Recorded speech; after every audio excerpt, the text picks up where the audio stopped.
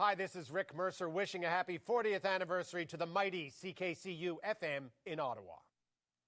And there we go. Thank you, Rick Mercer, for wishing us happy birthday. And I think there's people who pretty sure I've heard on the station wondering if Rick Mercer is an alumni of the station, although he's done many things. I'm pretty sure Mr. Mercer was not here, but one of the producers on that program, John Marshall, was and works with Rick and allowed us to bring that in.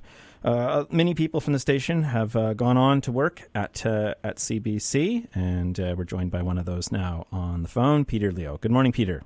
Hey, good morning, Matthew. How you doing? I'm very good. Were you enjoying the quick Rick Mercer hit there? Yes, I really don't think he was an alumni, but if he's a smart guy, he would lay claim to that because there's a great legacy at 93.1. There certainly is. You've managed to do that for some time, and I'm guessing you've rarely been in a newsroom where there wasn't at least one person with the CKCU connection. That's very true. That is very true. I mean, just for people who are listening, I'm actually one of those dinosaurs. I go back to sign-on in 1975 when they lit up the Arts Tower with 93.1 and the lights. I was a fresh undergrad who had a penchant for journalism, at least I thought so back at the time, and I wanted to get involved in something. And I thought I was going to join the newspaper. And it was on the 5th floor. I'm not sure if the Charlatan still is on the 5th floor with you. It still is. It is very close. I got up, was talking to somebody. We took the elevator up. We got off the elevator, and we turned left, which was not the way to the Charlatan. And as we got closer and closer to the offices, the voices were getting louder and louder. And it sounded like there was a fight. And I thought we were walking into some kind of brawl. But as it turns out, it was just the offices of CKCU in September of 1975. That's 2 months before sign-on. And people were just trying to get everything ready because this was going from a carrier current station that could only be heard inside the tunnels at the campus to a community radio station, something that had never been tried before in Canada. So this was quite the bold venture. And people were very excited, and so I stopped. I was about to turn around, and this guy with a huge booming voice goes, "You!" And I looked, and he's looking. He goes, "Do you want to work here?" And he goes, "Come on, get over here." And he said, and he just sat me down, asked me a few questions, said, "Okay, get over there. Going to give some training," and off we went.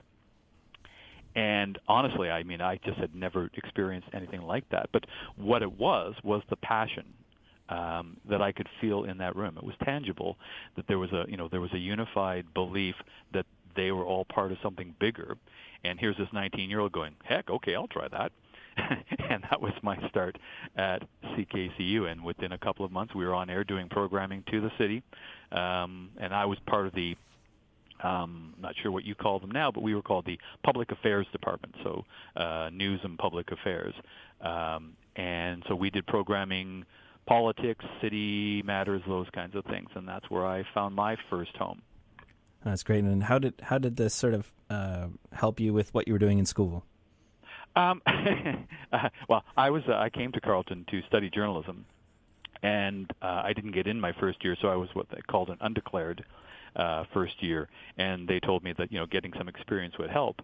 But what that experience taught me was how much I loved radio, and in fact I never did apply to the School of Journalism and actually entered the School of Mass Communications when it was created a couple of years later. But I fell in love with radio and the idea of what you could do on radio.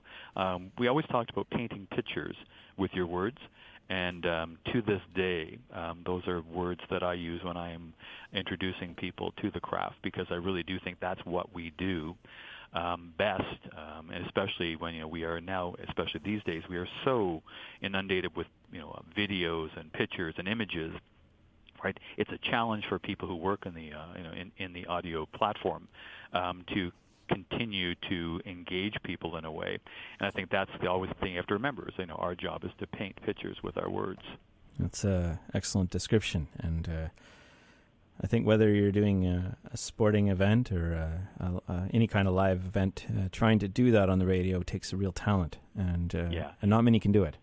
Yes, and just, I mean, I'm not sure. I mean, we've met, but I don't know if you know my complete CKCU background. But I actually have quite a history with Special Blend. If there is a program that is near and dear to my heart, it is that, because I started as a producer on that show. I then hosted one day. I ended up hosting 2 days before I left, Tuesday and Thursday, and became the executive producer of Special Blend before I moved on into my more formal career. But while I was executive producer, one of the local newspapers, and back then there were actually 2 newspapers and not one, did a feature on morning show men, and that's what and that's exactly what it was called, the Morning Men. And yet at CKCU, my co-hosts were women. So on Special Blend, we had a music host and a public affairs host. I was the public affairs host doing the interviews, and that didn't get nary a mention in the article back in the mid-'70s. But even back then, CKCU was, I would say, much more enlightened than many of its competitors. So did that give you a laugh with that because it's 2015 announcement? What really gives me a laugh is the picture of our CKCU team in the studio, and looking at myself, going, "Who is that child?" with that long hair and a deep dark mustache. Excellent. I guess well suited for Movember. Well, exactly, and that's I mean, I took it off, and I only do it now for Movember. But honestly, CKCU was the reason why I stayed on in journalism. The passion, and remember, I was a kid back when this thing started. I mean, I was standing on the shoulders of giants, people like Randy Williams and Craig Mackey, and my news director was Chris Henry, who went on to a very long CBC career, and people like David Mowbray and Mitch Baudouin.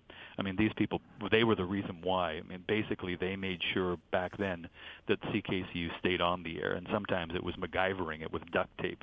They were the geniuses that kept us going. But watching them and learning from them is what's carried through for me in terms of the belief that passion does matter in this business, and it's infectious. If you can show that to your colleagues or the people who work for you, they will buy into that. That is excellent. Did you have any sort of times out working when you've run into somebody doing from CKCU and had a good laugh about that while you're out at work? Well,